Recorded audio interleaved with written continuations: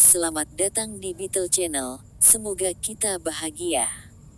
Jangan lupa subscribe, like, komen dan share agar channel ini semakin berkembang. Terima kasih. Novel Kekuasaan dan Kekayaan Pengarang, Chang Yu bab 4950. Bab 49 Berlomba-lomba untuk posisi wakil kepala. Keesokan harinya, seperti biasa, di kantor urusan umum, Dong Suebing sedang mencetak sesuatu di mesin fotokopi dan mengamati sisanya secara diam-diam. Xiao Tan, apakah pidato untuk Direktur Li sudah siap? Berikan padaku. Saya akan mengirimkannya ke Direktur Li, kata Guo Panwei. Xiao Sun, apakah dokumen itu dicetak? Kepala Su sedang menunggunya. Berikan padaku. Guo Sunji berkata. Setelah keduanya selesai berbicara, mereka saling menatap. Itu tegang. Setelah berita pengunduran diri kepala Zhou diumumkan, Guo Panwei dan Guo Sunji bersaing untuk posisi itu. Guo Sunji menggunakan keterampilan bootlickingnya untuk melaporkan status pekerjaannya dengan hampir semua pemimpin di biro cabang distrik, terutama kepala bagian politik dan kepala biro kecamatan. Guo Sunji menggunakan taktik yang berbeda. Dia menargetkan petinggi lainnya. Dia mencoba yang terbaik untuk tampil di depan para pemimpin lain dari Departemen Urusan Umum dan mulai lebih sering menghubungi komisaris politik distrik. Mereka bekerja dengan segala cara untuk mendapatkan posisi wakil kepala kantor urusan umum. Di sisi lain, yang tua masih bertingkah normal. Dia masih minum teh dan membaca koran. Dia tampaknya tidak tertarik dengan posisi wakil ketua. Chang Juan juga hampir sama seperti sebelumnya. Tapi dibandingkan terakhir kali, dia lebih sering mengobrol dengan Guo Sunji. Dia seharusnya menaruh uangnya pada Guo Sunji. Suangzi. Ketika kedua Guo pergi, Tan Limei dengan riang bertanya, menurutmu siapa yang akan menjadi wakil kepala? Suangzi agak lambat saat membalas. Saya juga tidak tahu. Tapi bukankah semua orang di kantor memiliki kesempatan untuk dipromosikan? Tan Limei memutar matanya ke arahnya, apakah kamu bodoh? Sudahlah. Bingzi, menurutmu siapa? Dong Suebing menjawab dengan lesu. Kami bertiga tidak memiliki peluang. Kamu berbicara yang sudah jelas. Tan Limei tertawa. Jika salah satu dari kami terpilih menjadi wakil kepala, matahari akan terbit dari barat besok. Bingzi, sepertinya kamu juga ingin dipromosikan. Hehe, jangan terlalu dipikirkan. Kami masih muda. Dalam 3-5 tahun lagi, mungkin giliran kita untuk naik. Suangzi menggaruk bagian belakang kepalanya, sebenarnya saya pikir Bingzi adalah yang paling cocok untuk dipromosikan. Dong Suebing tertawa, berhenti bicara omong kosong. Saya tahu batas saya. Tan Limei juga tertawa, sejujurnya, Bingzi cocok. Tetapi sektor pemerintah berbeda dengan perusahaan swasta. Mereka yang memiliki kemampuan mungkin tidak dipromosikan. Lamanya layanan dan koneksi menjadi kriteria utama. Dong Suebing juga tahu tentang ini. Setelah beberapa saat, Guo Panwei kembali. Dia berjalan dengan kepala terangkat tinggi dan tersenyum. Beberapa pemimpin pasti telah mengatakan kepadanya bahwa dia memiliki peluang bagus dan meningkatkan kepercayaan dirinya. Yang tua, berhenti membaca koran. Xiao Sun, dispenser airnya kosong. Panggil seseorang untuk membawakan sebotol air. Nanti ada yang mampir ke kantor. Kalian semua lebih baik bekerja keras dan tidak mempermalukan kantor kami. Seorang penjilat yang selalu berkeliaran di sekitar para pemimpin mengatakan hal-hal seperti itu membuat mereka semua tidak nyaman. Dong Suebing mengutuknya di dalam hatinya. Beberapa menit kemudian, Guo Sunji kembali ke kantor dan memandang Guo Panwei sebentar sebelum bertepuk tangan untuk menarik perhatian semua orang. Ada rapat pukul 13.30. Selesaikan makan siang Anda dan kembali lebih awal untuk mempersiapkan pertemuan. Xiao Dong, Xiao Sun, kalian berdua pergi dan bersihkan ruang pertemuan di lantai 3. Xiao Tan, Anda bertanggung jawab atas materi dan dokumen pertemuan. Oke, itu dia. Lanjutkan pekerjaanmu. Dong Suebing kesal. Keduanya tidak dipromosikan, dan mereka sudah memberikan perintah. Apa yang akan terjadi jika mereka benar-benar dipromosikan? Melihat Dong Suebing masih duduk di mejanya, wajah Guo Sunji menjadi gelap. Apakah kamu tidak mendengar apa yang baru saja saya katakan? Guo Sunji 90% yakin dia akan dipromosikan. Tanpa Zhou Changchun, dia tidak takut pada Dong Suebing. Setelah tetap rendah selama beberapa hari terakhir, dia menjadi sombong lagi. Dong Suebing mengerutkan kening dan menjawab dengan dingin. Tidak, Guo Sunji sangat marah. Baiklah. Dia berjalan ke Dong Suebing dan berkata dengan lembut, tunggu sampai saya menjadi kepala dan Anda akan mendapatkannya.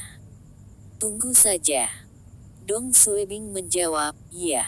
Saya menunggu. Guo Sunji, siang. Saat makan siang, Tan Limei cemberut dan menatap Guo Sunji dan Guo Panwei yang sedang duduk di meja mereka tidak jauh. Apakah kamu melihatnya? Mereka bahkan tidak dipromosikan, dan mereka sudah bertindak sebagai pemimpin. Bahkan ketika Kepala Zhou tidak memerintah seperti mereka. Saya ingin melihat apa yang akan mereka lakukan jika mereka tidak dipromosikan. Dong Suebing menggigit besar rotinya, itu benar. Tetapi tidak ada orang lain yang bersaing dengan mereka untuk posisi itu. Wakil kepala kantor kami berikutnya pasti akan menjadi nama keluarga Guo. Suangzi dengan cepat membungkam mereka, kecilkan suaramu. Jangan biarkan orang lain mendengarmu. Tan Limei dengan marah berkata, ini sangat tidak adil. Bing Zi akan mendapat masalah kali ini. Tidak peduli siapa dari mereka yang menjadi kepala kita, mereka akan mencari masalah dengan Bing Zi. Dong Suebing melambaikan tangannya dan menghela nafas. Apa lagi yang bisa saya lakukan? Dong Suebing telah menganalisis situasi tadi malam. Posisi wakil kepala kantor urusan umum pasti akan di luar jangkauan mereka bertiga. Dia dan Suangzi baru bergabung di kantor kurang dari 2 bulan. Mereka dianggap pemula. Sektor pemerintah lebih berfokus pada senioritas daripada kemampuan. Bahkan jika Dong Suebing melakukan 1 atau 2 pertunjukan yang luar biasa, itu juga tidak berguna. Itu sama untuk Tan Limei. Dia telah bergabung dengan keamanan negara 1 tahun lebih awal dari mereka. Dia masih dianggap terlalu junior. Old Yan telah menyinggung seorang pemimpin dari biro kota. Pangkatnya telah stagnan selama bertahun-tahun. Sekarang, dia mendekati usia pensiunnya, dan hampir tidak mungkin baginya untuk dipromosikan. Paling-paling, agensi akan memberinya promosi menjadi wakil kepala divisi beberapa bulan sebelum pensiun. Adapun Chang Juan, dia cukup senior untuk dipromosikan. Tapi karakternya adalah kelemahan utamanya. Kesan yang dia berikan kepada orang lain terlalu sembrono. Agensi pasti tidak akan mempertimbangkan untuk mempromosikannya. Setelah melihat semua orang di kantor, kedua Guo memiliki peluang tertinggi untuk dipromosikan. Guo Panwei dekat dengan banyak pemimpin di biro. Jika dia memberikan pengaruh dalam mendapatkan dukungan mereka, dia memiliki peluang besar untuk dipromosikan. Guo Sunji mengenal komisaris politik distrik. Jika komisaris politik distrik benar-benar ingin merawatnya, Guo Sunji bahkan tidak perlu melakukan apapun, dan dia akan dipromosikan. Selanjutnya, Guo Sunji terlihat lebih dewasa, dan peluangnya sedikit lebih tinggi dari Guo Panwei. Tidak peduli apa, salah satu dari mereka akan menjadi wakil kepala. Setelah menganalisis semua kemungkinan, Dong Suebing menjadi depresi. Jika dia memiliki 6 bulan atau 1 tahun, dia akan memenuhi syarat untuk promosi juga. Tapi sekarang, tidak ada gunanya mencoba dan bersaing untuk promosi. Dong Suebing satu-satunya harapan sekarang adalah agar biro memindahkan seseorang dari distrik lain untuk menjadi wakil kepala mereka. Akan menjadi neraka baginya jika salah satu guo dipromosikan. Brengsek. Bab 50 peluang. Sore, Guo Panwei, Guo Sunji, dan Suang Si kembali ke kantor urusan umum setelah pertandingan sepak bola mereka. Pensiun Zhou Changchun dikonfirmasi oleh Li Qing. Dong Suebing, yang masih berharap bahwa pengunduran diri Zhou Changchun hanyalah rumor, mengalami demoralisasi. Dia menghela nafas. Kepala Zhou, jika saja Anda bisa pensiun 1 tahun kemudian, dan saya akan memiliki kesempatan untuk mengambil alih tempat Anda. Hari-hari baik akan segera berakhir bagi Dong Suebing. Dong Suebing mengepalkan tinjunya. Dia berbisik kepada Tan Limei saat dia pergi ke mesin fotokopi. Mari kita mengunjungi kepala Zhou setelah bekerja. Tan Limei menatapnya dengan aneh, kenapa? Lihat bagaimana dia pulih dan pada saat yang sama tanyakan siapa yang akan menggantikannya dan apakah akan ada orang yang pindah dari kantor lain untuk menggantikannya. Dong Suebing gelisah. Tan Limei tertawa. Apakah kamu sudah gila? Mengunjunginya sekarang? Hah? Apa maksudmu? Dong Suebing tidak mengerti apa yang dia maksud. Tan Limei menyodok pelipis Dong Suebing, apakah kamu bodoh?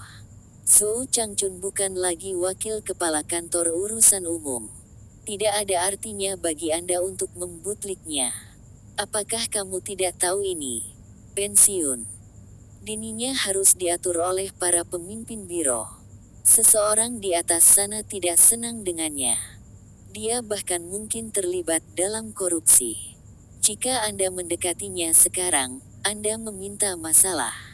Brengsek. Dong Suebing bergidik. Apakah itu serius? Bagaimana jika kepala Zhou benar-benar sakit dan ingin pensiun? Tan Limei menjawab, Bingzi, dengarkan aku. Bahkan jika itu seperti yang Anda katakan, tidak ada petinggi yang tidak senang dengan Zhou Changchun, dan dia tidak terlibat dalam kasus korupsi apapun, tetap tidak ada untungnya bagi kami karena dekat dengannya. Dia sudah pensiun, dan dia mungkin terlibat dengan sesuatu yang tidak kita ketahui. Kita akan berada dalam masalah jika kita mendekatinya sekarang. Hal teraman untuk dilakukan sekarang adalah menjauh sejauh mungkin darinya. Ini bukan waktunya bagimu untuk menjadi emosional. Dong Suebing berpikir keras pada apa yang dikatakan Tan Limei. Kamu benar. Dong Suebing ingin membina hubungan yang lebih dekat dengan Zhou Changchun itu karena keuntungan. Tidak ada persahabatan sejati di antara mereka berdua. Sekarang Zhou Changchun bermasalah dengan keuangannya, hanya orang bodoh yang akan mencoba baik padanya. Dia mungkin juga terlibat dalam penyelidikan. Itu masih lebih aman untuk menjaga jarak dari Zhou Changchun. Aku telah membuang waktuku untuk membantunya berdagang saham. Tan Limei berdiri, Suang Si seharusnya juga tidak tahu tentang semua ini. Saya harus mengingatkan dia untuk menjauh dari kepala Zhou ketika dia kembali untuk mengemasi barang-barangnya. Tempat ini benar-benar berhati dingin. Ketika sesuatu terjadi, semua orang akan mencoba untuk menjauh. Dong Suebing mendapatkan pemahaman yang lebih baik tentang kekejaman layanan pemerintah. Pintu kantor urusan umum dibuka tiba-tiba. Klik, klik, klik. Itu adalah suara langkah kaki sepatu kulit. Dong Suebing mendongak. Itu adalah Zhou Changchun. Dia keluar dari rumah sakit dan berjalan dengan pincang.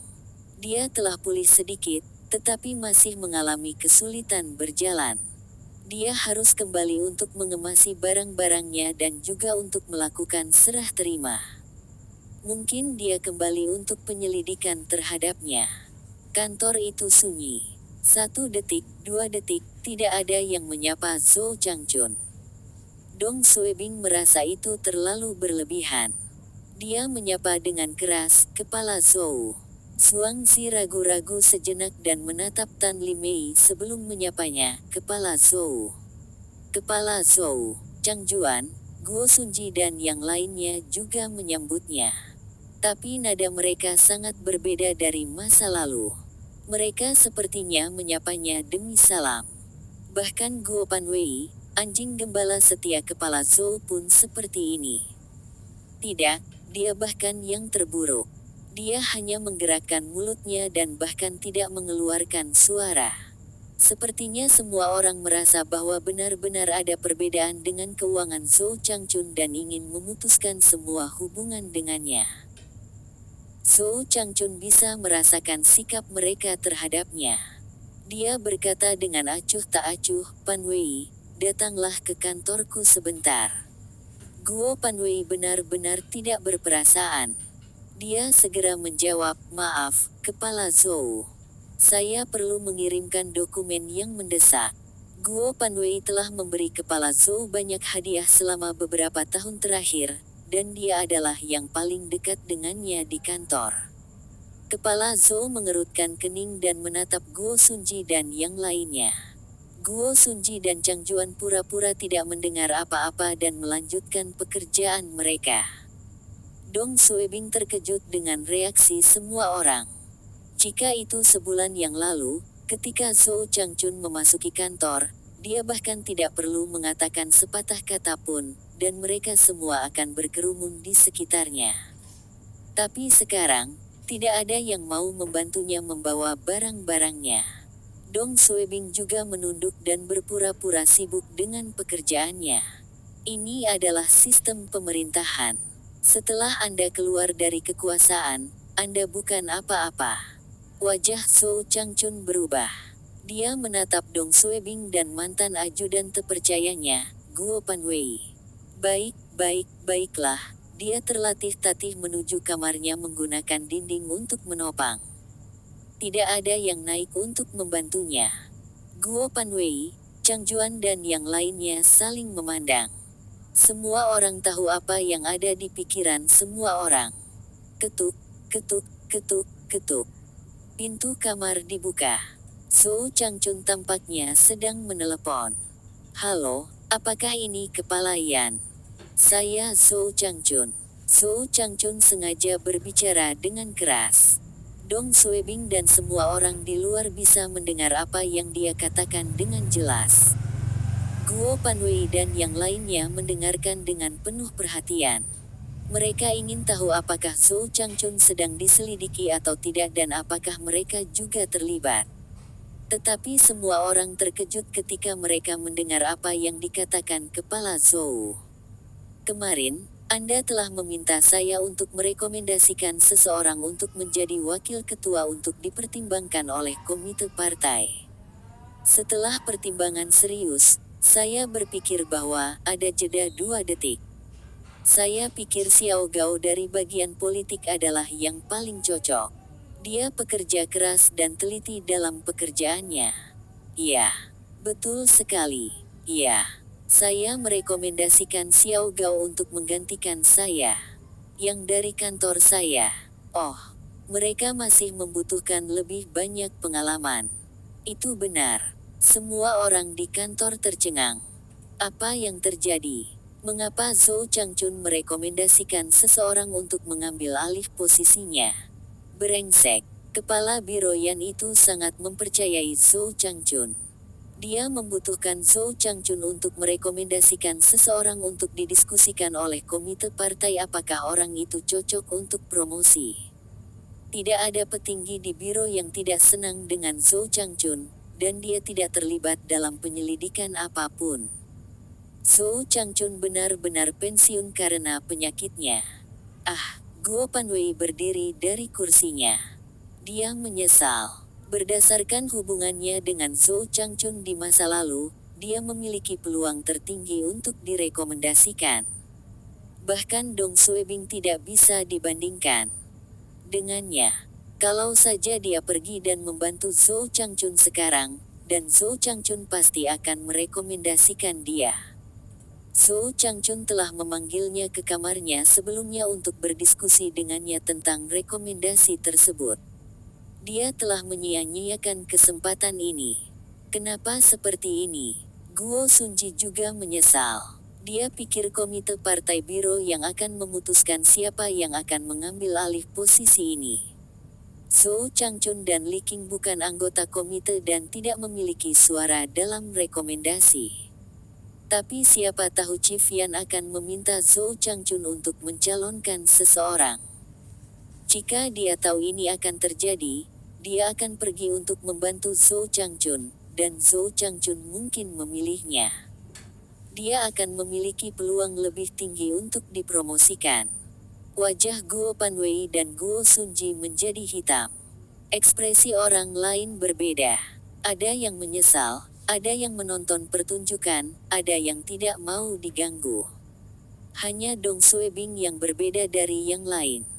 Dia hanya menyesali sepersekian detik dan langsung terlihat bersemangat. Peluang. Ini adalah kesempatan bagi saya.